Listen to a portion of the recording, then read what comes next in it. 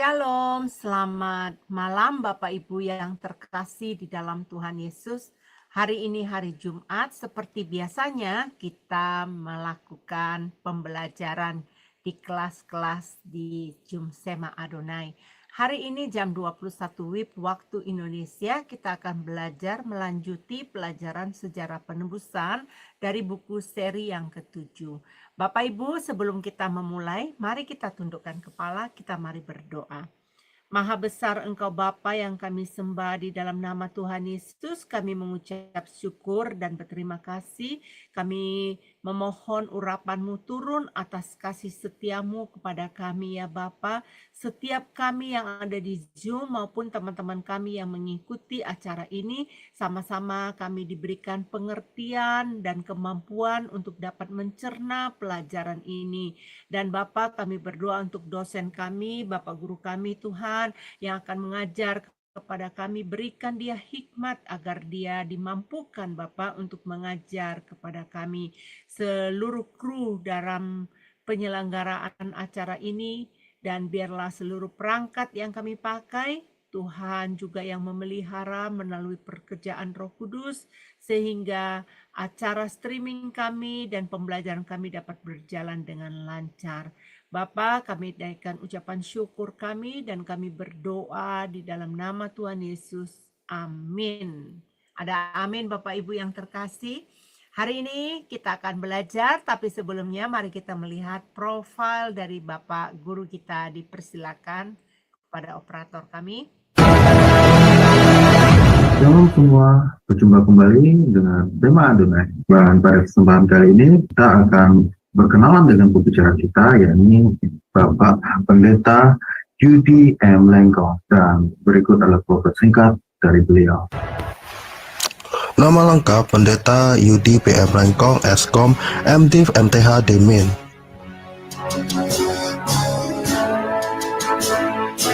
Tanggal lahir Manado, 21 Oktober tahun 1979. Alma Mater, Sarjana Komputer Eskom di Universitas Bina Nusantara Jakarta pada tahun 2003. Master of Divinity MDiv di The Presbyterian General Assembly Theological Seminary, Florida, US pada tahun 2010.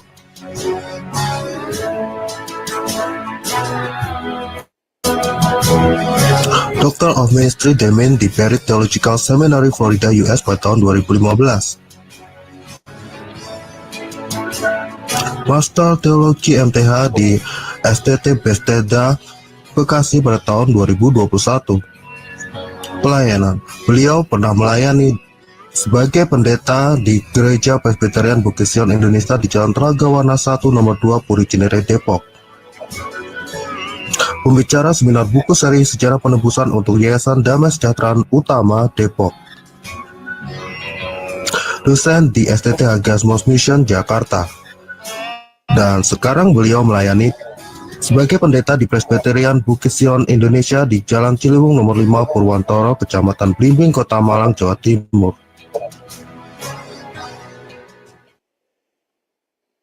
Ya, demikian profil dari Bapak Pendeta Yudi yang telah kita simak. Bapak Ibu, pelajaran ini sangat-sangat bermanfaat bagi kita. Berapa lama kita sudah menjadi umat Tuhan? Seberapa lama kita sudah jadi orang Kristen? Mungkin kalian yang sudah sejak lahir, kalau saya bukan sejak lahir ya, saya setelah usia 21 tahun saya baru menerima Tuhan sebagai Tuhan dan Juru Selamat saya. Tetapi apakah selama periode kita jadi Kristen, apakah kita mengetahui tentang perintah ini yang sebenarnya? Melalui pelajaran sejarah penebusan ini, kita akan diajarkan secara detail, secara sistematis, dan kita dibawa untuk mengerti. Dan hari ini adalah mengenai analis perintah yang ketiga, dari perintah yang ketiga. Bapak Ibu jangan kemana-mana, fokus, pelajari, ini bermanfaat buat kehidupan kekristenan kita. Kepada Bapak Pendeta Yudi, Shalom, apa kabar Pak? Maaf tadi belum sempat bertegur sapa.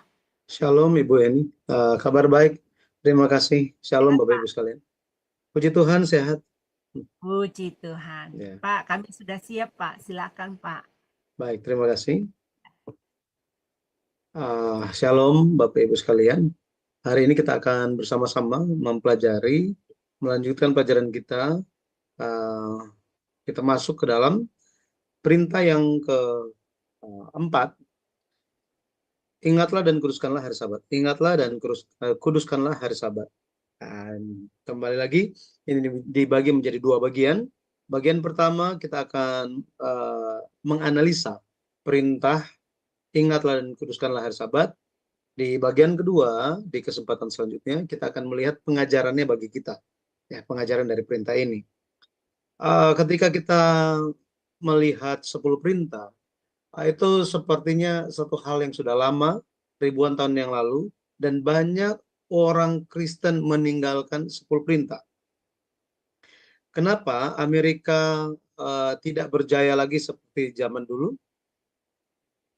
Itu karena pernah terjadi tahun 60-an ketika orang-orang pemerintah itu mereka melihat bahwa Amerika adalah tanah untuk semua orang dan kita kesetaraan dan mementingkan kemanusiaan, sehingga mementingkan manusia dibandingkan kehendak Tuhan. Dan apa yang diterapkan pada waktu itu, yang terjadi adalah mereka menurunkan 10 perintah yang selama ini diletakkan di sekolah-sekolah, di gedung-gedung pemerintahan, ya, di publik, sehingga menunjukkan bahwa negara kami itu umum, bukan hanya untuk Tuhan saja. Nah, jadi kenapa keadaannya sampai saat ini? Kita perlu lihat dan belajar dari sejarah. Kita tidak boleh meninggalkan perintah-perintah Tuhan. Banyak orang yang salah paham mengenai 10 perintah ini, tetapi Pendeta Abraham Park menyusunnya supaya kita bisa mengerti. Jadi kita sementara mempelajari 10 perintah dari sudut pandang sejarah penebusan berdasarkan buku yang ke-7 yang ditulis oleh Pendeta Abraham Park. Baik, kita baca dulu firman Tuhan di Keluaran 20 ayat 18 sampai 11. Saya akan bacakan. Ingatlah dan kuduskanlah hari Sabat. 6 hari lamanya engkau akan bekerja dan melakukan segala pekerjaanmu. Tetapi hari ke-7 adalah hari Sabat Tuhan Allahmu. Maka jangan melakukan sesuatu pekerjaan, engkau atau anakmu laki-laki, atau anakmu perempuan, atau hambamu laki-laki, atau hambamu perempuan, atau hewanmu, atau orang asing yang di tempat kediamanmu. Sebab 6 hari lamanya Tuhan menjadikan langit dan bumi, laut dan segala isinya. Dan ia berhenti pada hari ke-7. Itulah sebabnya Tuhan memberkati hari Sabat dan menguduskannya. Amin. Ini adalah firman Tuhan. Kalau kita lihat mengenai perintah ini, dari 10 perintah, mengingatkan kita lagi, perintah pertama itu menunjuk kepada sasaran penyembahan itu siapa. Kita beribadah kepada siapa. Perintah yang kedua, mengajarkan kita tentang cara penyembahan yang benar. Sikap hati yang benar dalam beribadah. Kemudian perintah yang ketiga, ini mengajarkan pentingnya kesadaran ketika kita menaikkan ibadah. Jadi jangan cuma datang ke gereja dan tidak melakukan apa-apa, gitu ya. Harus sadar. Dengan kesadaran itu kita menyembah. Kemudian perintah keempat ini berbicara tentang apa? Ini berbicara mengenai waktu. Baik. Mari kita lihat mengenai penafsiran perintah ketiga. Penafsiran perintah ketiga. Keluaran 20 ayat 8. Ingatlah dan kuduskanlah hari Sabat. Di dalam 10 perintah, kalau kita ingat lagi, Tuhan memberikan 2 loh batu berisikan 10 perintah. Jadi dulu saya pikir 5 ditulis di batu yang satu, sisanya itu 5 di batu yang lain, 2 loh batu yang lain. Tetapi tidak demikian. Alkitab menyatakan bahwa apa? Kedua batu itu sama isinya. Ditulis sebelah menyebelah. Nah, kalau kita lihat bagian depan, ini yang sebelah kiri, ini perintah 1 sampai perintah yang keempat. Perintah yang keempat itu mengambil bagian yang sangat banyak.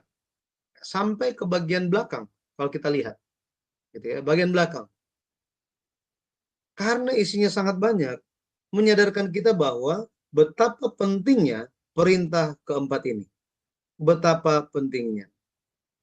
Perintah keempat adalah perintah terakhir sehubungan dengan perintah antara manusia dan Allah. Dan perintah ini membuat, kalau kita lihat, jika kita menguduskan, jika kita senantiasa ingat dan menguduskan hari Sabat, pada akhirnya kita bisa menjaga perintah-perintah yang lain. Ya, perintah-perintah yang lain. Nanti kita akan lihat ada alasan mengapa Pendeta Abraham Park menjelaskan seperti itu. Perintah yang keempat ini terhubung secara luas dan tersambung dengan perintah-perintah yang lain. Dalam arti demikian, ini adalah suatu perintah yang menjadi prinsip dasar dan pusat dari kehidupan iman. Prinsip dasar dan pusat dari kehidupan iman. Maksudnya apa? Kalau kita tarik ke zaman sekarang, kita beribadah di hari Minggu, di hari Tuhan. Jika kita menjaga hari Tuhan ini dengan baik, maka inilah yang menjadi pusat kehidupan kita. Ini yang menjadi prinsip dasar iman kita. Ini sangat penting. Ya, sangat penting. Hanya orang yang apa? Mengentengkan hari Tuhan. Nah, kita tidak boleh demikian. Kalau sekarang udah modern, Tuhan kan maha kasih, dia maha baik, Allah mengerti, Allah peduli, sampai dibikin lagu. Jangan salah paham. Tuhan tidak akan membiarkan orang-orang yang melanggar aturan Tuhan dan biarkan dan bilang apa? Oh ya nggak apa-apa. Tidak demikian. Ya. Justru ini merupakan suatu aturan yang membuktikan kasih kita kepada Tuhan. Bayangkan, orang tua, kita sebagai orang tua berulang tahun. Terus anak kita bilang begini, ya bodoh amat lah, mau ulang tahun hari ini, mau besok, mau tahun depan, terserah, bodoh amat. Bagaimana? Jika kita suka mendengar hal itu, silakan, nggak usah hadir hari Tuhan. Gitu ya. Jadi kita memiliki iman bahwa lewat menjaga hari Tuhan, berkat Tuhan itu akan dicurahkan. Jadi hari Sabat itu bukan, kalau kita lihat, bukannya orang Israel yang menguduskan hari Sabat, tetapi hari Sabat itulah yang menguduskan umat Tuhan. Bukan kita yang memisahkan hari Minggu itu terus kita katakan, oh saya sudah kuduskan hari itu untuk saya menyembah. Salah paham itu. Salah paham. Ketika kita menyembah dan menjaga hari Tuhan, itulah kita dikuduskan. Jika kita tidak menjaga hari Tuhan, jangan harap menjadi orang kudus. Nah, berarti kita bukan orang kudus. Ya. Nah, ini menjadi suatu perintah yang sangat tegas. Kenapa sangat tegas? Ini menentukan prinsip dasar kita itu apa. Jika kita goyah dalam hal itu, maka tentang hal-hal yang lain pun kita akan goyah. Kami, ya, jemaat, Pendeta Abraham Park selalu mengajarkan begini. Kancing pertama itu sangat penting. Jika kancing pertama itu kan ada pasangan yang tepat. Ada pasangan yang tepat. Kita dan Tuhan itu harus tepat. Jika kita dan Tuhan itu tepat, maka kehidupan kita yang lain akan tepat semuanya. Jadi, kita dan Tuhan harus beres dulu artinya. Nah, kalau kita lihat, di Keluaran 15 ayat 25, Tuhan memberikan peraturan-peraturan. Ya. Ada ketetapan-ketetapan diberikan. Tetapi, kalau kita perhatikan mengenai Keluaran pasal 15. Keluaran pasal 15 itu merupakan peristiwa sebelum Gunung Sinai. Ini terjadinya di Mara, gitu ya. Di Mara, Kejadian 15 ayat 25. Keluaran 15 ayat 25. Di Keluaran pasal 20 barulah Tuhan berikan 10 perintah. Tetapi sebelum Gunung Sinai, sebelum 10 perintah diberikan, sebelum detail aturan-aturan hukum Taurat diberikan kepada umat Tuhan lewat Musa, sebelum itu terjadi, di Keluaran 15, Tuhan telah memberikan ketetapan dan peraturan. Dalam bahasa Indonesia ini sebenarnya tidak tepat saya berani katakan tidak tepat. Ya, LAI pada ayat ini tidak tepat dalam menerjemahkannya. Seharusnya bentuk bahasa aslinya itu cuma satu ketetapan dan satu peraturan. Hanya ada apa? Satu ketetapan dan satu peraturan. Pendeta Abraham Pak meneliti mengenai hal ini dan membandingkan dengan bagian Alkitab yang lain. Pendeta Abraham Pak menemukan bahwa apa? Ada satu ketetapan dan satu peraturan yang diberikan Allah kepada orang Israel ketika mereka dimarah, jauh sebelum mereka tiba di Gunung Sinai. Dan satu ketetapan dan satu peraturan yang diberikan itu adalah tentang, yang pertama tentang hari Sabat, yang kedua tentang menghormati orang tua. Mengapa demikian? Mengapa demikian? Kalau kita baca di Ulangan pasal 5, Musa sementara mengulangi apa yang dia terima di Gunung Sinai. Dia hanya mengulang saja. Tetapi dia mengulangnya dengan detail. Detailnya itu dia bilang apa? Contoh, Ulangan 5 ayat 12. Berbicara tentang hari Sabat. Musa bilang apa? Tetaplah ingat dan kuduskanlah hari Sabat seperti yang diperintahkan kepadamu oleh Tuhan Allahmu. Ini dia mengulangi apa yang di Gunung Sinai. Artinya di Gunung Sinai itu kan ulangan 5 ini berbicara mereka sudah tahun ke-40 di padang gurun. Dia sementara di tahun ke-40 di padang gurun itu, sebentar lagi mereka menyeberang sungai Yordan dan masuk Kanaan. Pada tahun ke-40 itu Musa mengulangi apa yang diterima di tahun pertama mereka keluar dari Mesir. Di mana? Di Gunung Sinai. Jadi, jika kita kembali di atas Gunung Sinai, Musa menerima perintah apa? Ingatlah dan kuduskanlah hari Sabat seperti yang diperintahkan kepadamu oleh Tuhan Allahmu. Dari 10 perintah, hanya perintah mengenai hari Sabat dan mengenai menghormati orang tua, yang ada tambahan seperti yang diperintahkan kepadamu oleh Tuhan Allahmu. Pertanyaannya, sebelum Gunung Sinai, kapan mereka diberikan perintah oleh Tuhan untuk menjaga Sabat dan menghormati orang tua? Itu di Marah, di Keluaran pasal 15. Nah, ini merupakan suatu hal yang tidak terpikirkan oleh siapapun.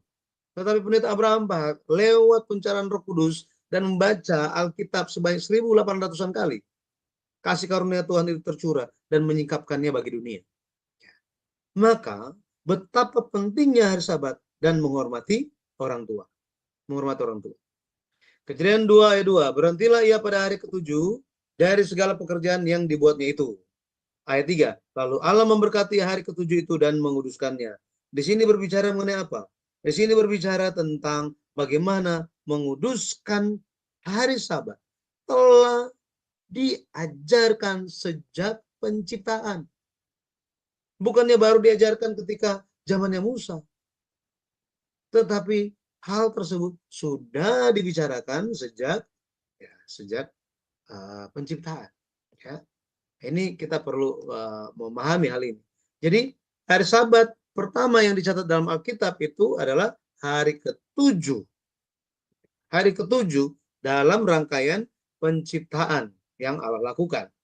Itu Kejadian 2 ayat 2 kita bisa baca. Ya, Kejadian 2 ayat yang kedua.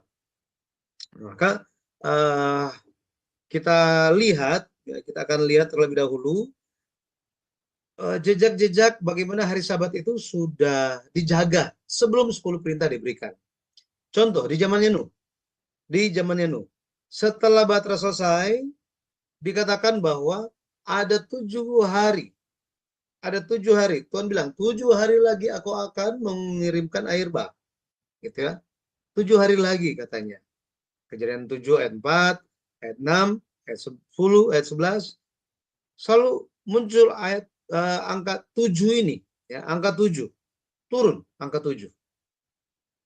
Ingat, Tuhan berbicara itu bukannya tanpa alasan. Bukannya sembarangan Tuhan kita. Tetapi dia adalah Allah yang tepat. Dia berbicara dengan tujuan. Tidak ada yang sia-sia di dalam perkataan Allah. Nah, kemudian kalau kita lihat setelah air bah itu mulai surut, burung merpati Nuh kirim. Ini siklusnya pun 7 hari 7 hari. Kejadian 8 ayat 10, yang menunggu 7 hari lagi. Ayat 12, kemudian ditunggunya pula 7 hari lagi. 1 Korintus 14 ayat 10 dikatakan apa? Tidak ada suatu bunyi apapun di dunia ini yang memiliki bunyi yang tidak berarti. Artinya apa? Semua bunyi ada artinya. Bahkan firman yang ditulis di dalam Alkitab memiliki makna untuk kita pahami. Kemudian di zamannya Abraham, coba kita lihat. Ya, khususnya di zamannya Yakub. Di zaman Yakub juga muncul. Ya, zamannya Yakub muncul kurun waktu 7 hari. Jadi setelah 7 tahun kerja, harusnya dia mendapatkan Rahel, ternyata Laban, pamannya, memberikan Lea. Akhirnya dia harus menunggu 7 hari lagi untuk memperoleh Rahel. Jadi dia bekerja 7 tahun untuk melayani Laban demi Rahel, mendapatkan Rahel, tetapi dia berikan Lea. Dia harus menunggu 7 hari menggenapi waktu pernikahan, kemudian dia memperoleh Rahel. Setelah itu dia harus kerja 7 tahun lagi. Jadi angka 7 ini selalu muncul, selalu muncul. Kemudian ketika anak-anak Yakub meratapi Yakub waktu dia mati, mereka meratap berapa lama? 7 hari. 7 hari mereka meratap. Ya. Jadi mereka mereka waktu itu mereka mengantarkan Yakub untuk dikuburkan di Gua Makpela di Hebron. Mereka tiba di satu tempat namanya Goren Hatat. Di situ mereka berkabung menangisi Yakub selama 7 hari. Jadi angka 7 ini selalu muncul, ya, selalu muncul. Di zaman Musa, ketika Exodus, kalau kita lihat di perkemahan yang ketiga di tentangan Migdol, dikatakan bahwa 7 hari umat Israel menjaga hari raya roti tidak beragi. Sejak kapan mereka menjaga hari raya roti tidak beragi? Sejak mereka berjalan keluar dari Mesir, itu tanggal 14 bulan pertama. Ya, bulan pertama tanggal 14. Kemudian mereka menjaga 7 hari lamanya hari raya roti tidak beragi. Maksudnya apa? Ketika mereka menyeberangi Laut Merah itu telah genap 7 hari. 7 hari. Berarti tanggal berapa itu? Tanggal 21. Ya, tanggal 21. Oke, kalau kita perhatikan Pendeta Abraham, khususnya di buku yang ke-7, buku yang ke-8, fokus berbicara tentang hari-hari. Hari-hari perjalanan orang Israel sejak mereka keluar dari Mesir sampai masuk ke tanah Kanaan. Hari apa? Itu ada semuanya. Ini bukannya mengira-ngira, bukan. Bukannya mengarang-arang, bukan. Tetapi semua berdasarkan kalender Yahudi ditelusuri sampai ke zaman Musa. Dan semua didapati. Hari apa itu? Ya, ketika kita mempelajari Musa 8 kali naik turun Gunung Sinai, kita dapatkan harinya kan, hari Kamis, hari Jumat, hari Minggu, ya, kita mendapatkan semuanya. Ya, jadi ada 7 hari pengulangan ini. Dan kalau kita lihat penyeberangan Laut Merah yang tadi saya katakan, ini melambangkan pekerjaan penebusan yang Yesus lakukan. Yesus membasuh manusia dari dosa, ya, dari dosa. Itu sebabnya hari Sabat memiliki kaitan erat dengan pekerjaan penebusan.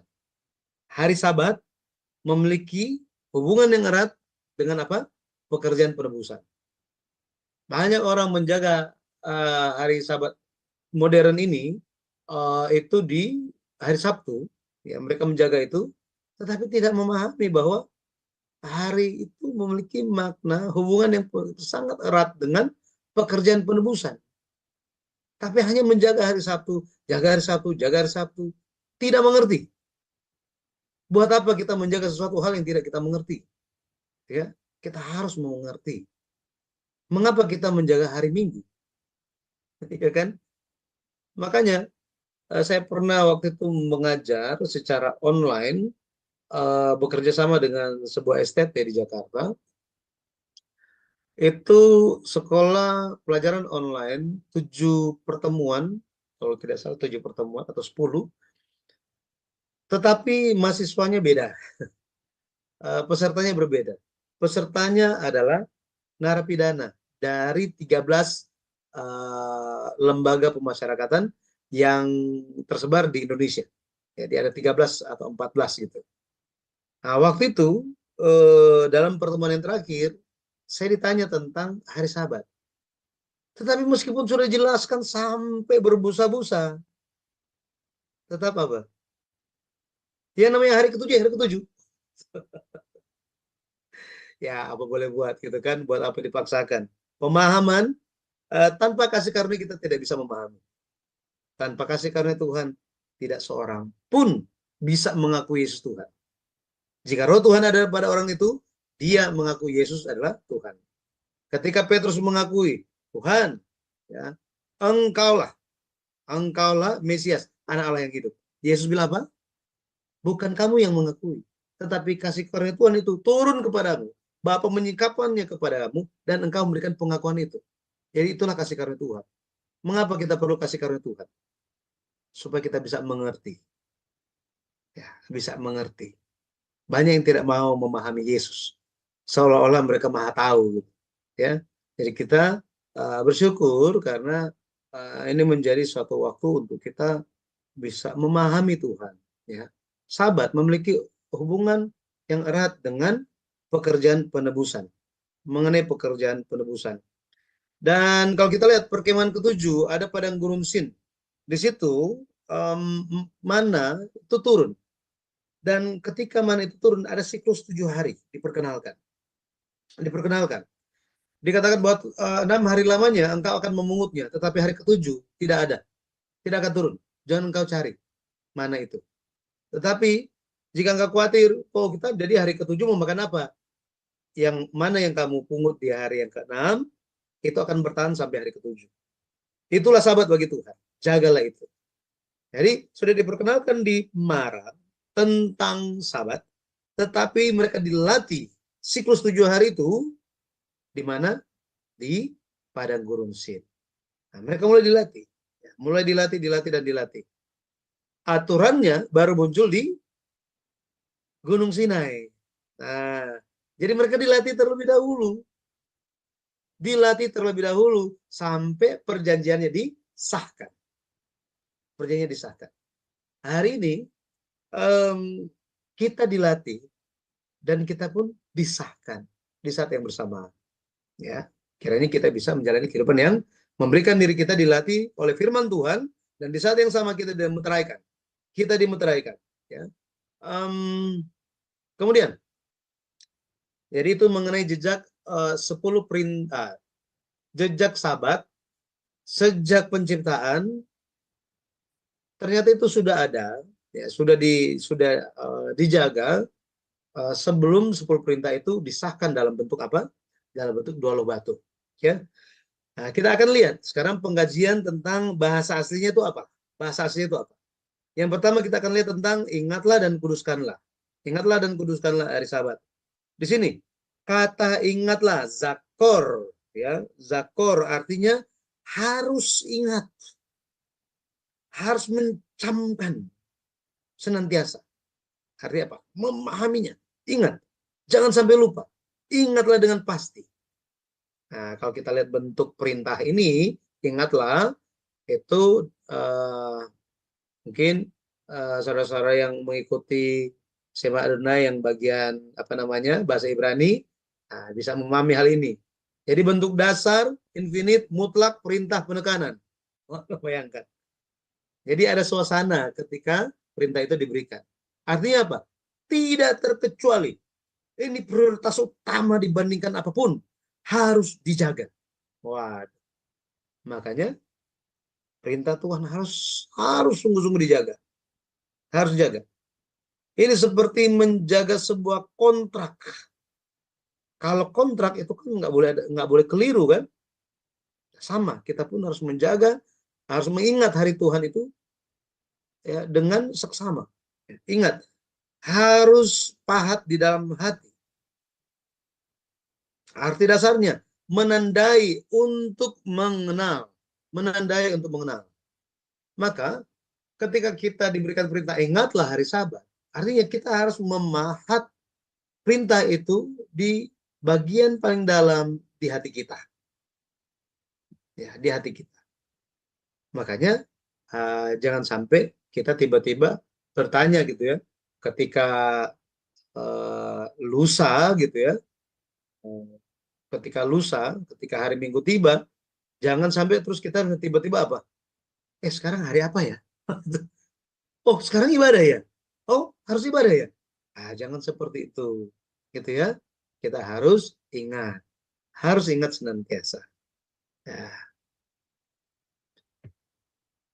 Oke, jadi 6 hari berlalu, hari ketujuh, kalau kita lihat hari ketujuh itu seperti pengait, gitu ya, pengait. Seperti gerbong kalau kita lihat, satu gerbong itu misalnya ada 1 minggu, yang mengaitkan 1 minggu ini, minggu pertama dan minggu kedua itu adalah hari Tuhan, Sabat. Sabat itu yang mengaitkan. Itu sebabnya dalam 6 hari kita melakukan banyak hal, hal-hal sekuler, hal-hal yang perlu kita lakukan di dunia. Tetapi pada hari yang ketujuh, kita benar-benar harus menjaganya. Kenapa? Ketika 6 hari kita melakukan kegiatan kita bisa saja ya pikiran kita terpengaruh oleh dunia, bagaimana kegelapan itu bisa masuk ke dalam hati kita, pekerjaan ya iblis itu bisa mempengaruhi kita. Ya, dan sadar tidak sadar itu kan bisa terjadi kan ya. Nah, mungkin ada juga yang memiliki pengalaman mengenai hal itu. Maka hari ketujuh itu sangat-sangat penting. Sabat menjadi hari yang sangat penting untuk kita bisa dikuduskan, untuk kita dimurnikan. Kemudian kita dibuat ingat lagi, oh iya, saya orang kudus. 1 minggu yang akan saya lalui ke depan, Tuhan tolong saya supaya saya tetap kudus. Nah, seperti ini. Makanya kata kuduskan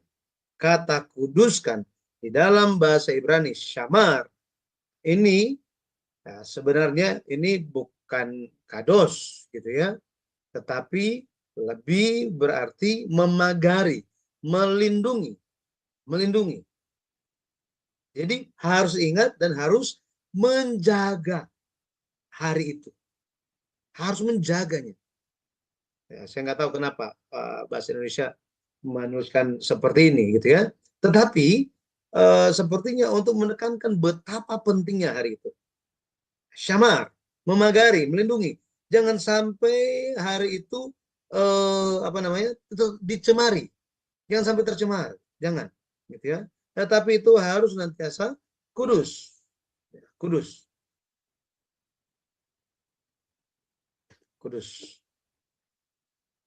Kemudian kita lihat ya, 6 hari lamanya engkau akan bekerja dan melakukan segala pekerjaanmu. Nah, di sini 6 hari lamanya engkau akan melakukan segala pekerjaanmu. Segala pekerjaan.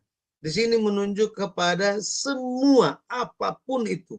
Pekerjaan, bisnis, dan ada diulang di situ apa? Bekerja. Yaitu sebelum segala pekerjaanmu ada di situ kan? Bekerja. Engkau akan bekerja.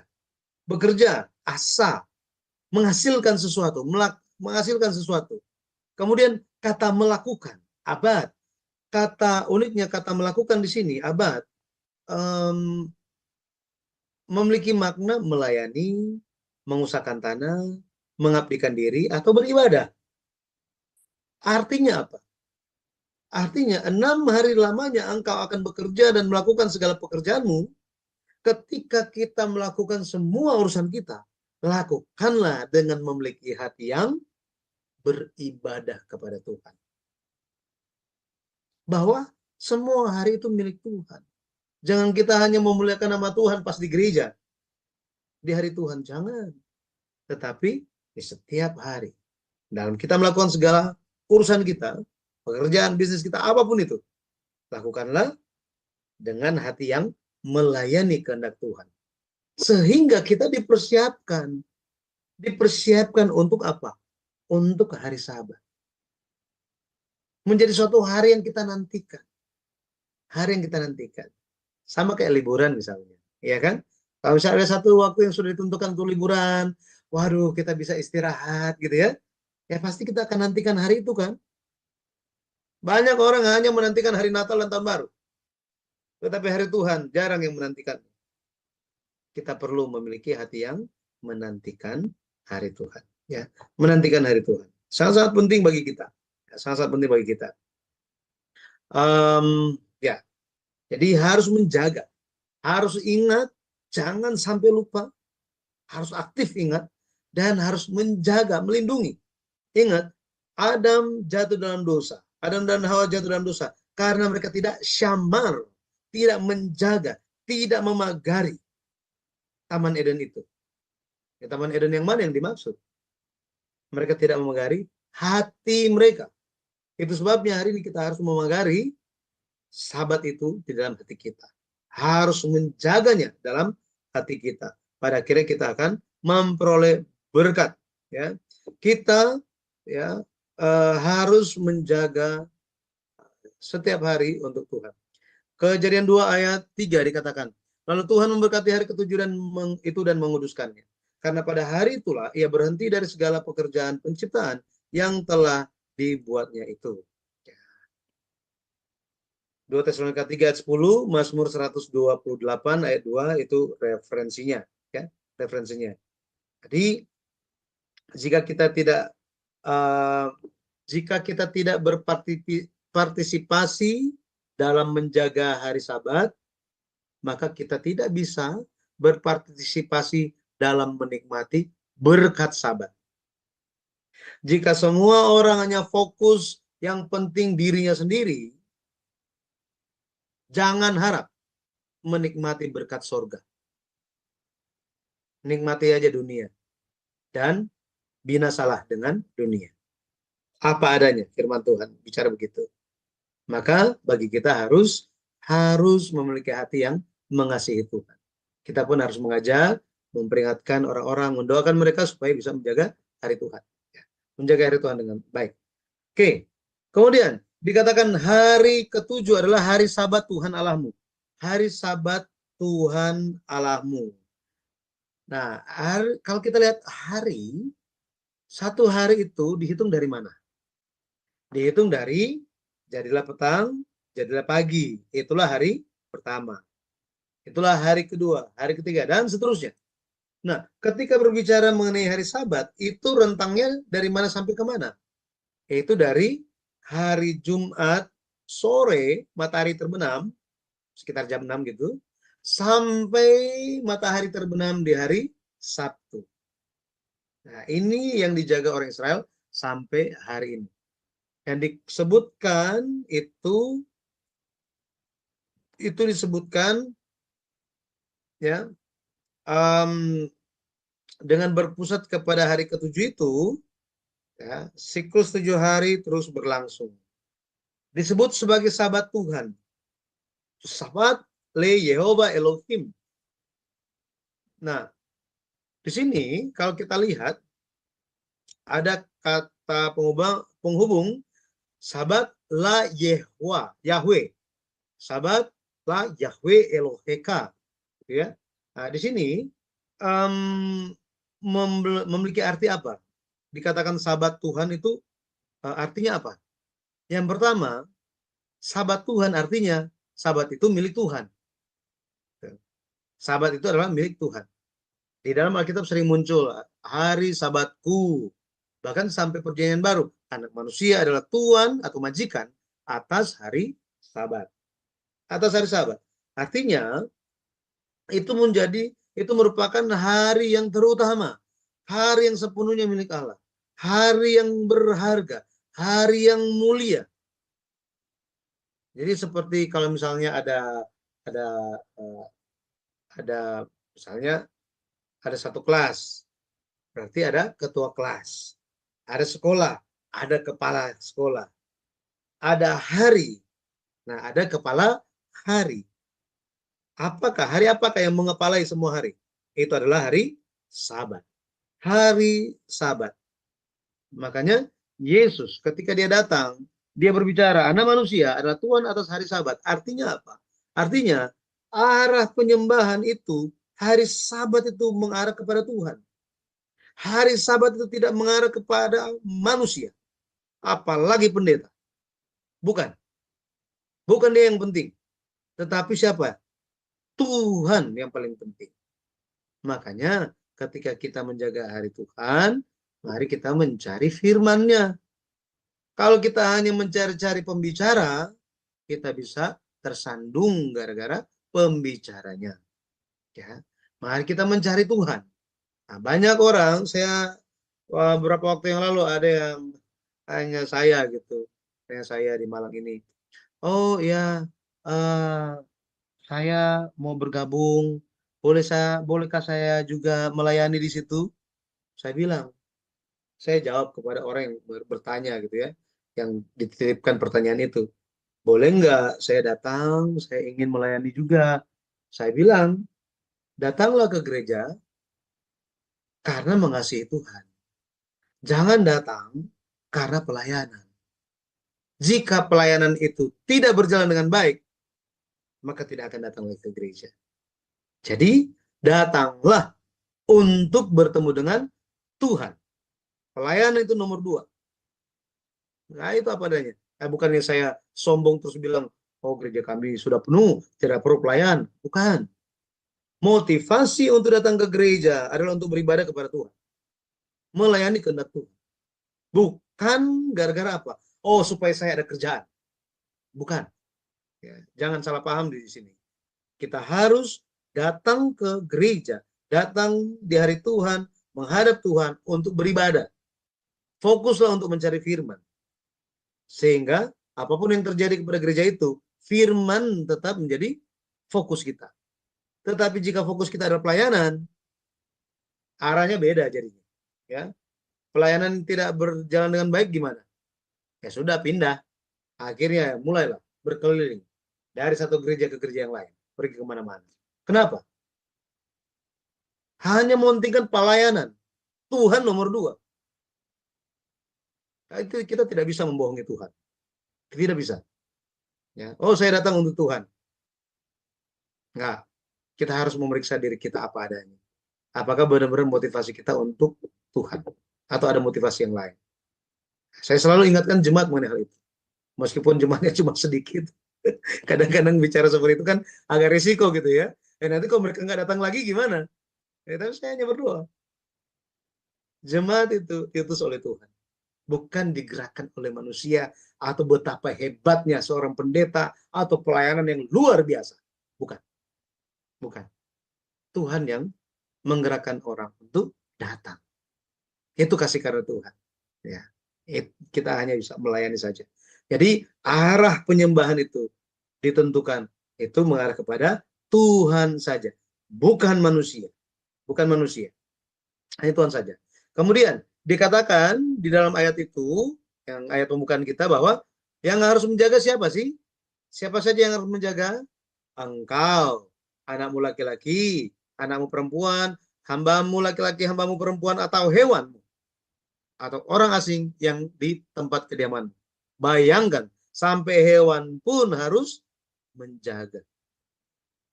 Tetapi kenapa manusia seringkali tidak mau jaga? Mirisnya di situ kan? Ya, makanya banyak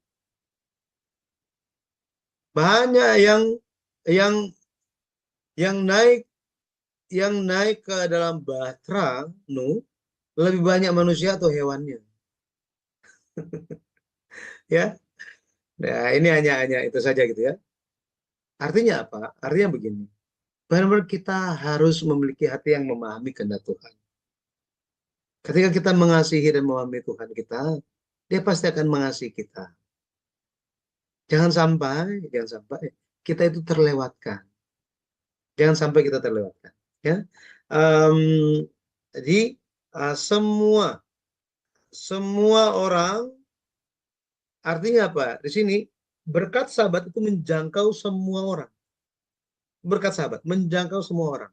Tetapi ada alasannya. Orang yang menjaga Sabat. Jika seorang asing menjaga hari Sabat, pada akhirnya mereka menerima berkat Sabat. Ya, Tuhan bicara apa adanya. Hari ini kita bisa menerima berkat Sabat, berkat perhentian, janji tentang perhentian kekal di kerajaan surga untuk selama-lamanya. Ketika apa? Ketika kita menjaga hari Sabat. Iya kan? Iya.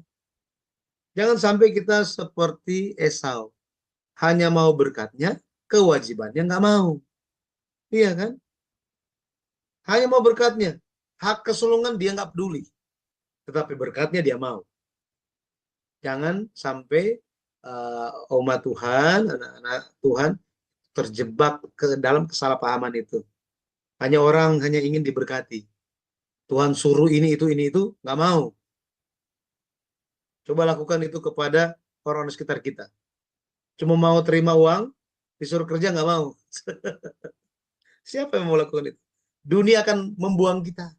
Iya kan? Nah, jadi Tuhan yang penuh kasih, dia selalu terbuka, ingin kita hidup sesuai dengan aturannya. Jadi seluruh ciptaan itu kalau kita baca, ciptaan itu dalam keadaan yang menderita, dalam tekanan karena kejatuhan manusia, dalam posisi yang terkutuk. Bukankah kita masih kembali ke debu? Iya kan? Masih bersusah payah kerja keras, banting tulang. Jadi apa kutukan yang diturunkan kepada Adam, bukankah masih ada dengan kita hari ini? Iya kan? Nah, hal itu membuat kita apa? Membuat kita merindukan Sabat yang kekal. Ya, merindukan Sabat yang kekal. Nah, itu menjadi harapan kita, bahkan harapan semua ciptaan. Alam semesta sementara menantikan kita, anak-anak Allah itu diubahkan. Nanti bisa baca nanti di kitab Roma, ya. Di kitab Roma, Roma 8 ayat 19 sampai 23. Kemudian ada aturan, dikatakan jangan melakukan suatu pekerjaan apapun. Jangan melakukan suatu pekerjaan, ya, pekerjaan. Kalau kita lihat hari Sabat, ya, Sabat itu di satu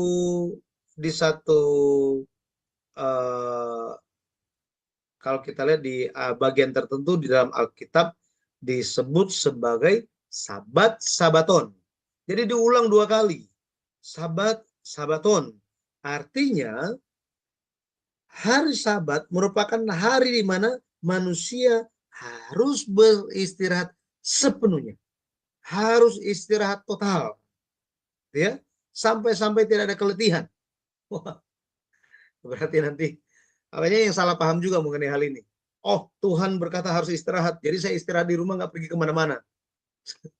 Jadi ketika hari Tuhan tiba, hari Minggu, ini cuma di rumah. Loh, kenapa nggak datang ke gereja? Karena Tuhan bilang istirahat. Saya 1 minggu udah capeknya minta ampun. Jadi harus istirahat total. Pak Yudi juga bilang kan, harus istirahat sepenuhnya. Waduh, salah paham jadinya. Ya. Istirahat sepenuhnya, Sabat itu menunjuk kepada bagaimana hati kita bertemu dengan Tuhan dan memiliki damai, memiliki istirahat, ya, seperti itu, istirahat. Maka kita tiba kepada kesimpulannya dalam analisis perintah yang keempat ini, kenapa kita harus menjaga hari Sabat? Mengapa kita harus menjaga hari Sabat? 2 alasan, ya. Hari Sabat diberikan kepada manusia untuk mengingat 2 hal. Mengingat apa? 2 hal. Yang pertama untuk mengingat penciptaan, yang kedua untuk mengingat pembebasan dari perbudakan Mesir. 2 hal, ya.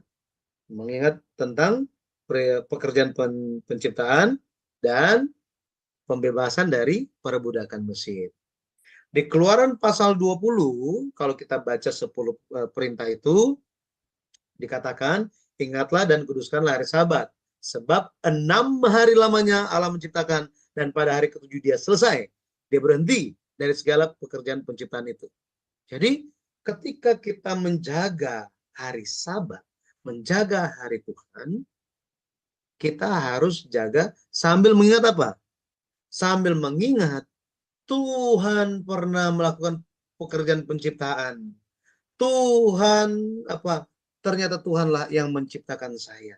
Oh iya, saya ingat bahwa apa? Sabat ini, setiap Sabat itu adalah supaya saya ingat. Ingat apa? Saya diciptakan oleh Tuhan. Saya takluk dan tunduk kepada Tuhan yang menciptakan saya. Yesaya 40 ayat 28, Tuhan ialah Allah yang kekal yang menciptakan bumi dari ujung ke ujung. Ia tidak menjadi lelah dan tidak menjadi lesu. Tidak terduga pengertiannya. Jadi, kalau kita lihat, Allah tidak lagi membuat ciptaan. Tidak lagi menciptakan. Tetapi, ketika Allah selesai menciptakan, dia menjadi puas. Ini, dia menjadi apa? Puas. Dia bersukacita. Itu sebabnya jika kita menjaga hari Tuhan, waduh, Tuhan sangat senang dan sangat ingin mencurahkan berkat yang tidak berkat yang sangat berkelimpahan kepada orang-orang yang menjaganya dan sungguh-sungguh. Ini berkat Tuhan bagi kita. Jadi ketika kita mengingat dan menjaga hari Sabat, kita sementara mengingat penciptaan diri kita, gitu ya, penciptaan diri kita. Kemudian, kalau kita perhatikan di Ulangan pasal 5, di Ulangan pasal 5 ayat yang berapa? 12 ya. Di situ hari Sabat dikatakan bahwa ingatlah dan kuduskanlah hari Sabat. Kenapa? Karena Tuhan telah menebus kalian dari perbudakan Mesir. Artinya apa? Artinya, Sabat itu bukan hanya untuk mengingatkan pencipta kita, tetapi Sabat juga adalah untuk apa? Sabat adalah untuk kita ingat bahwa kita dulu budak di Mesir dan kita telah dibebaskan. Kita telah ditebus. Kita telah ditebus. Makanya, kalau kita lihat bagaimana Yesus menggenapi semua hal ini. Kalau kita baca di 2 Korintus berapa? 5 ayat 17 mungkin, nanti bisa dilihat ya. Bahwa apa? Bahwa ketika kita ada di dalam Kristus, kita adalah ciptaan baru. Iya kan? Jika kita ada di dalam Kristus, maka kita adalah ciptaan yang baru. Maka kenapa kita harus menjaga hari Tuhan? Supaya kita mengingat bahwa kita telah menjadi ciptaan yang baru. Yang lama sudah berlalu. Kita telah menjadi baru di dalam Kristus. Mari kita menjadi manusia yang baru. Manusia yang baru. Ketika kita menjaga hari Tuhan, kita beribadah, itu merupakan suatu tindakan kita mengingat. Kita telah diperbaharui di dalam Yesus Kristus. Kita adalah ciptaan yang baru. Tetapi hal berikutnya yang diajarkan kepada kita bahwa apa? Mengapa kita menjaga hari Tuhan zaman sekarang? Kenapa?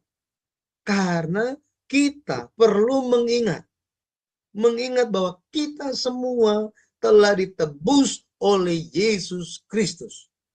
Yesus Kristus mati bagi kita, dan pada hari yang ketiga, pada hari pertama dalam minggu itu, pada hari Tuhan, hari Minggu, apa yang terjadi? Yesus bangkit. Itu sebabnya kenapa kita tidak menjaga hari Sabtu lagi. Kenapa kita menjaga hari Tuhan, hari Sabat yang baru. Jika ada suatu hari yang kita ingat, bukankah hari itu adalah suatu hari yang kita itu sangat berkesan? Betul kan? Kita akan ingat hari itu kan? Oh, kenapa kita sekarang ini hari Jumat anak sekolah harus pakai batik katanya. Sekolah PNS harus pakai batik.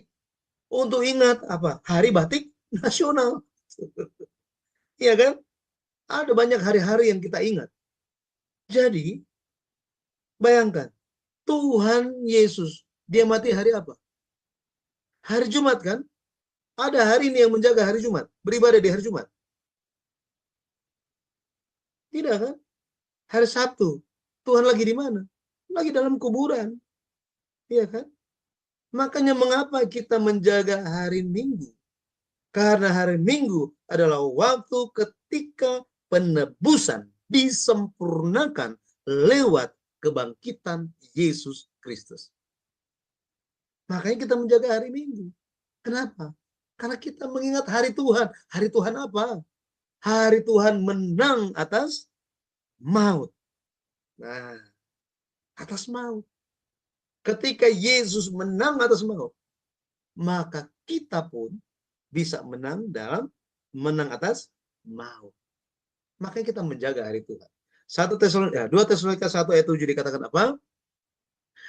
Dan untuk memberikan kelegaan kepada kamu yang ditindas dan juga kepada kami pada waktu Tuhan dari dalam surga menyatakan dirinya bersama-sama dengan malaikat-malaikatnya dalam kuasanya di dalam api yang menyala-nyala.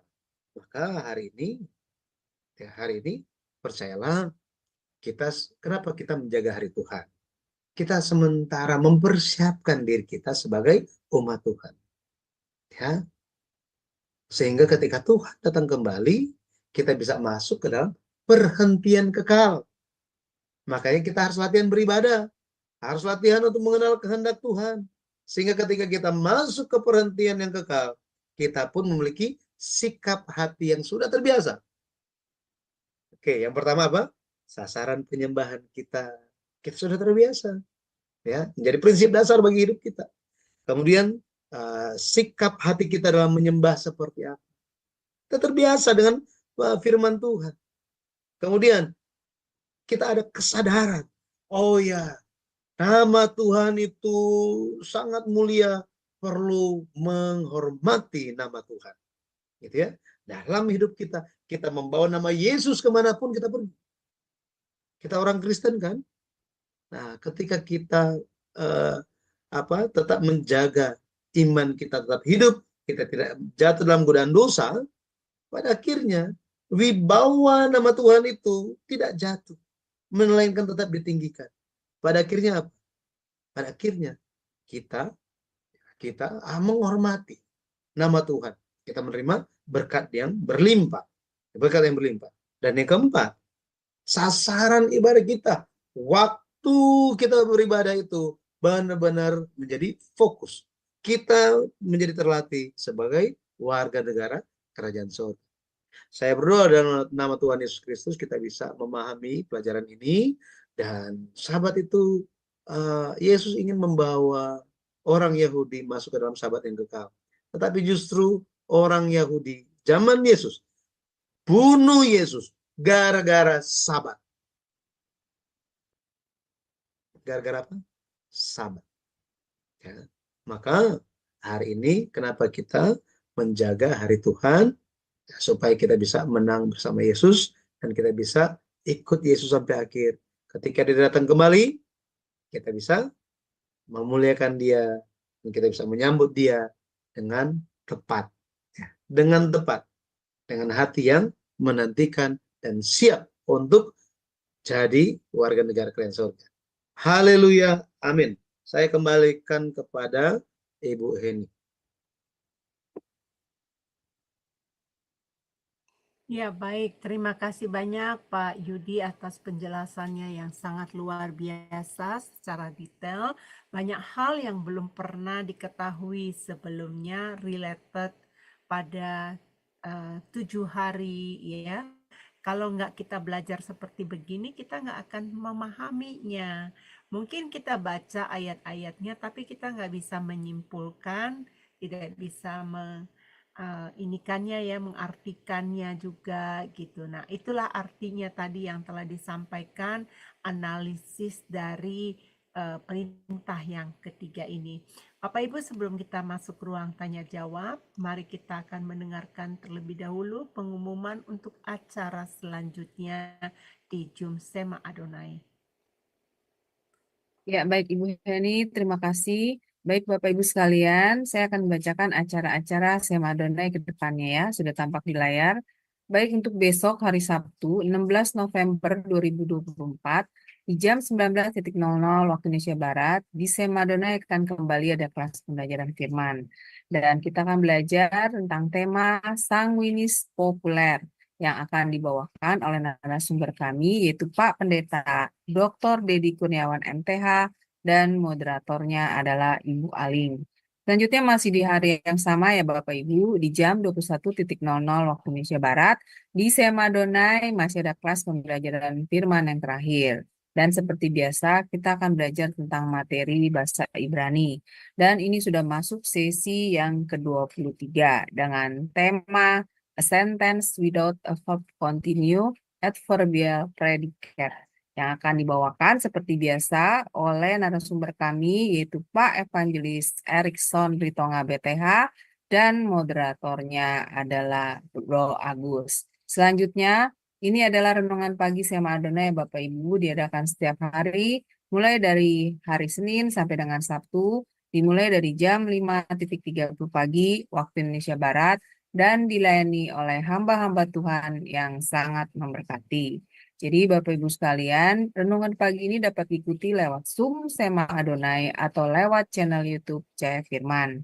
Jadi bagi Bapak Ibu yang belum mensubscribe channel YouTube Cahaya Firman, tolong subscribe channel YouTube kami ya Bapak Ibu, supaya Bapak Ibu bisa mengikuti keseluruhan acara-acara Sema Adonai, terutama program-program yang tidak di-live-kan di channel-channel lain, seperti program Renungan Pagi Sema Adonai, kemudian Renungan Pagi dari Bapak Gembala kami sendiri, yaitu Pak Pendeta Daniel Palungan, yang diadakan setiap hari Jumat 1 kali dalam seminggu, dan juga ibadah online Sema Adonai. Dan tolong bantu share juga ya Bapak Ibu channel Cahaya Firman ini kepada yang lain, sehingga semakin banyak juga orang-orang yang bisa mengikuti keseluruhan acara-acara Sema Adonai lewat channel Cahaya Firman. Dan begitu Bapak Ibu telah membantu channel kami, channel Cahaya Firman, untuk menjadi lebih berkembang dan menjadi berkat lagi bagi banyak orang. Terima kasih Bapak Ibu atas perhatiannya, Tuhan berkati. Saya kembalikan kepada Ibu Heni sebagai moderator. Dipersilakan. Ya, terima kasih untuk Bu Aling atas kerjasama yang luar biasa. Baik Bapak Ibu, apabila Anda ada ingin sekali bertanya, dipersilakan ya Bapak Ibu untuk mengambil kesempatan untuk bertanya kepada Pak Yudi. Pak Yudi, saya teringat dulu waktu saya masih bergabung di dunia apologet ya. Ada apologet yang berkukuh bersikeras bahwa untuk mendirikan hari Sabat ini, untuk perayaan hari Sabat ini adalah orang Yahudi, agama Yahudi. Jadi saya mengatakan tidak. Yang menentukan kita untuk merayakan hari Sabat ini adalah Allah sendiri gitu. Nah, bagaimana cara menjelaskan ini lebih lanjut? Karena masih banyak orang-orang awam, orang-orang Kristen yang sudah menjadi anak Tuhan, mereka tidak tahu bahwa yang memerintahkan ini untuk merayakan hari Sabat ini adalah Allah sendiri gitu. Nah, dipersilakan Pak Yudi. Hal yang pertama yang perlu disepakati dulu adalah apa? Kita menerima Alkitab itu sebagai sumber yang terutama. Nah ini dulu. Kenapa apologet itu mereka berpandangan seperti itu? Salah satunya karena Alkitab itu dilihat hanya sebagai salah satu referensi. Salah satu. Artinya apa? Ya, untuk saya bisa mengerti, ya nggak bisa hanya Alkitab. Alkitab itu cuma satu aja di antara banyak. Jadi untuk memperhatikan Alkitab, maknanya secara teologis seperti apa, sorry ya, saya nggak ada waktu. Jadi lebih baik saya memperhatikan itu rabi-rabi itu bicara apa. Karena rabi itu mereka kan sudah paham tentang Alkitab, orang Ibrani, jadi sudah pasti benar. Itu keliru. Pendapat seperti itu keliru. Gitu. Jadi pertama harus menyadari dan mengakui bahwa Alkitab merupakan sumber yang terutama, prioritas utama untuk pemahaman kita. Gitu. Jadi, jika Alkitabnya bicara apa adanya, bahwa Tuhan menetapkan dan mengajarkan hari Sabat, maka biarlah kita terima itu. Jika ditulis di dalam Alkitab, orang Yahudi yang mengusulkan dan memutuskan untuk apa? Ya, ini kebiasaan kita beribadah. Jika ditulis demikian, ya itu yang kita terima. Masalahnya kan tidak ditulis begitu. Nah, Betul. jadi ya kita harus merujuk kepada sumber yang terutama dulu. Makanya saya pikir orang-orang yang ahli di bidangnya, salah satunya misalnya, saya pikir ada banyak ahli teologi dan ahli sejarah juga ada banyak, gitu ya. Misalnya Pak Bambang Nursena, itu pun tetap berbicara hal yang sama, bahwa Alkitab itu merupakan sumber yang terutama. Betul. Gitu. Jadi seorang ahli yang sekelas beliau, bukankah kita juga setuju, gitu ya? Atau kita lebih setuju kepada apologet-apologet yang baru muncul dengan komitmen bahwa Alkitab hanya salah satu referensi saja. Nah, itu akan keliru. Tidak akan ketemu. Mau sampai dunia kapanpun Tuhan datang kembali, nggak akan ketemu. Jadi harus seperti itu. Sama aja. Itu tidak ada bedanya kalau misalnya kita bertemu dengan orang saksi Yehova. Saksi Yehova ngototnya luar biasa. Saya bicara seperti apa, dia bicara seperti apa. Jadi penjelasan kita itu tidak bertemu. Ternyata apa? Kenapa tidak bertemu? Ketika saya membuka Alkitab saya dan mereka membuka Alkitab mereka, catatannya beda. Bagaimana kita membahas sesuatu jika referensinya beda? Ya kan? Tidak bisa terjadi. Maka kita harus sepakat dulu. Harus dari Alkitab. Jadi, untuk melakukan pendekatan kepada orang-orang mengenai hari Sabat, kebiasaan atau aturan untuk menjaga hari Sabat, bahwa itu berasal dari Tuhan, itu merupakan ketetapan Tuhan. Jadi, mengajak mereka untuk lihatlah Alkitab apa adanya Alkitab. Ya, itu aja dulu. Lihat di situ dulu. Nah, bermula dari situ, baru kita bicara hal yang lain. Ya, baru kita bisa, maka mereka akan bisa mendengarkan penjelasan. Kalau enggak, sudahlah kita pergi makan saja, nggak usah bicara. Gitu Ibu. Betul. Jadi ada seseorang yang saya kenal, dia berkata begini, Ibu Heni, Tuhan memberikan setiap hari buat kita, dan setiap hari itu adalah waktu kita beribadah. Bukankah Bu Heni berdoa setiap hari? Bukankah Bu Heni membaca Alkitab setiap hari? Itu adalah ibadah kita sama Tuhan, katanya. Jadi hari Minggu itu nggak necessary harus pergi ke gereja gitu. Nah, dari yang tadi Bapak katakan samar, yang dari kitab Ulangan 5 ayat 12 itu ya, kuduskanlah, ya kan? Nah, Tuhan kan hanya meminta untuk hari yang ke-7, hari Minggu, ya kan? Nah, buat dia itu mengatakan bahwa setiap hari Tuhan memberi kita hari untuk kita beribadah, bukan hanya hari Minggu, katanya gitu. Nah, bagaimana untuk menjelaskan ini, Pak? Ya, jadi memang kalau kita lihat di dalam Alkitab, Sabat itu kan memang menuju kepada hari Sabtu, gitu ya. Tetapi dalam Perjanjian Baru, rasul-rasul, gereja mula-mula itu tidak lagi menjaga Sabat, tetapi hari pertama dalam minggu itu. Ya, hari pertama dalam minggu itu. Dalam Kisah Para Rasul muncul tentang hal tersebut. Jadi Allah memang semua hari itu milik Tuhan. Amin. Tetapi ingat, Tuhan itu teratur. Dan Tuhan memberikan keteraturan itu kepada kita. Dan keteraturan itu, dalam keteraturannya, dia menetapkan satu hari. Satu hari. Kenapa nggak semua hari? Karena Tuhan tahu manusia nggak sanggup. Nggak sanggup. Konsep perpuluhan, 1/10 itu sudah diajarkan lewat penciptaan, lewat tiga pasal pertama di dalam Alkitab. konsep perpuluhan itu atau sepersepuluh. Bahwa apa? Satu adalah milikku, yang lainnya itu buat kalian. Tuhan bilang seperti itu. Artinya apa? Ada 7 hari. Satu itu milikku. Yang lainnya silakan kalian pakai buat kamu. Di dalam Taman Eden, Tuhan bilang kepada Adam apa? Semua boleh dimakan, kecuali yang satu itu. Jadi selalu ditentukan yang satu itu. Yang satu itu. Demikian pun mengenai hari. Ketika hari itu diperkenalkan kepada manusia, satu hari pun di zamannya Musa, Tuhan bilang apa? Setiap hari kalian cari, ambil semuanya, nggak apa-apa. Tetapi hari yang ketujuh, itu jangan. Itu spesial. Itu adalah hariku. Jagalah hari-hari sabatku. Bukannya Tuhan bilang, jagalah hari-hariku.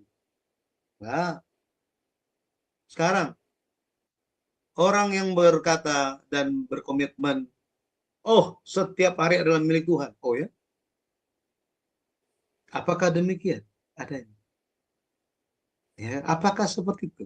Demikian apa adanya. Hari Senin beribadah juga. Hari Selasa beribadah juga. Seperti hari Minggu. Oh, ternyata kebalik. Bilang apa?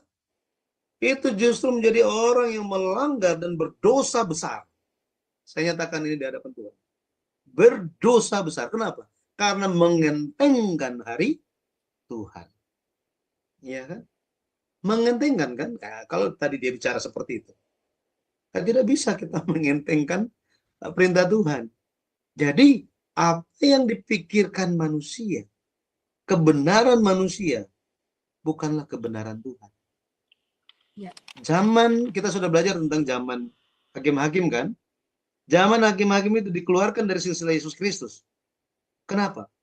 Karena setiap orang melakukan apa yang benar menurut pandangannya sendiri. Akhir zaman pun sama. Akan muncul anak-anak Tuhan yang berpikir melakukan apa yang benar menurut pandangannya sendiri. Menurut Tuhan, bukan.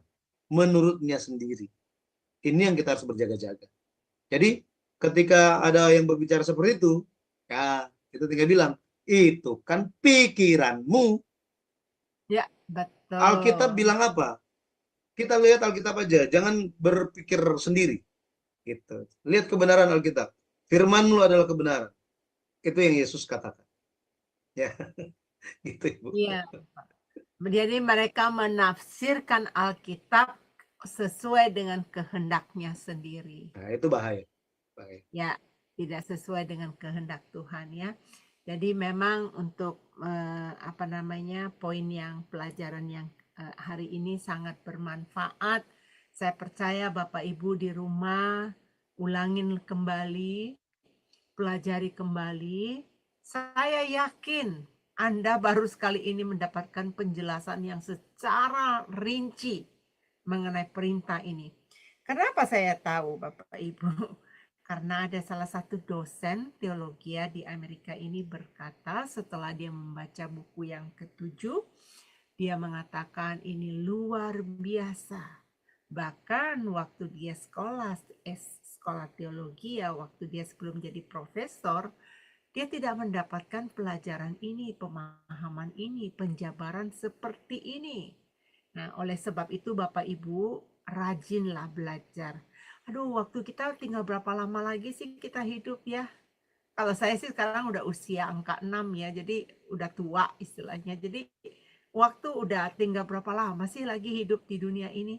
Masa dalam sisa hidup kita terus kita nggak mau betul-betul mempelajari firman Tuhan? Mungkin Anda yang telah lahir, 10 perintah hafal, oh hafal. Sebutin hafal, nomor 1 Ciami. Tapi untuk memaknai supaya kita aplikasikan ke dalam kehidupan kita sehari-hari itu dengan cara belajar beginilah baru kita bisa mengerti dan memahaminya. Bapak Ibu, jangan lupa minggu depan itu adalah hari ini kan kita belajar mengenai analisis pengajaran dan minggu depan pelajaran ya. Jadi minggu depan kita belajar mengenai pengajaran perintahnya. Masih di perintah yang ketiga, yaitu ingat dan kuduskan hari Sabat. Sebelum kita berpisah, nanti kita di Zoom bisa tanya jawab kalau ada yang mau berbicara kepada Pak Yudi. Tapi mari kita mendengarkan conclusion-nya dulu supaya kita selesaikan dulu di streaming kita. Dipersilakan Pak Yudi. Umat Israel dibuang ke Babel karena mereka tidak jaga hari Sabat. Wow. Mereka menganggap bahwa mereka umat pilihan itu sudah cukup. Tetapi ternyata karena mereka menganggap itu suatu keistimewaan mereka, mereka lupa menjadi sombong, membanggakan diri sebagai umat Tuhan, mereka tidak menjaga hari Tuhan, dan mulailah dosa demi dosa bertambah besar, menumpuk atas mereka.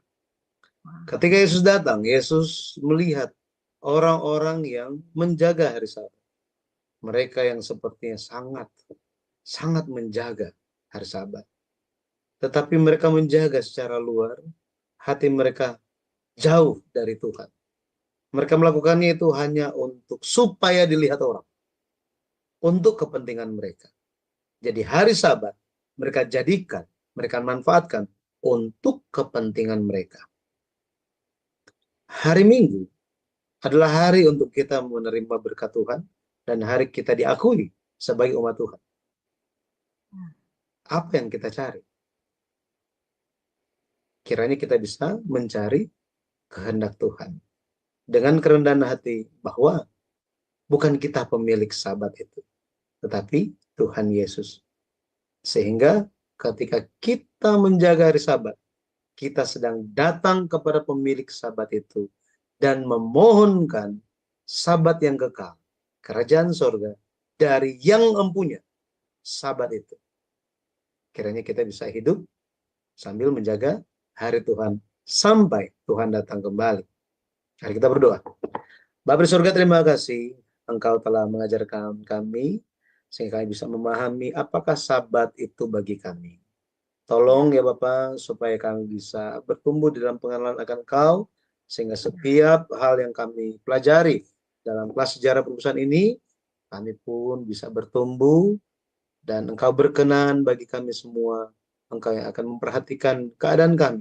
Engkau yang akan memperhatikan setiap anggota keluarga kami, setiap pekerjaan, penghidupan kami, bahkan pelayanan kami.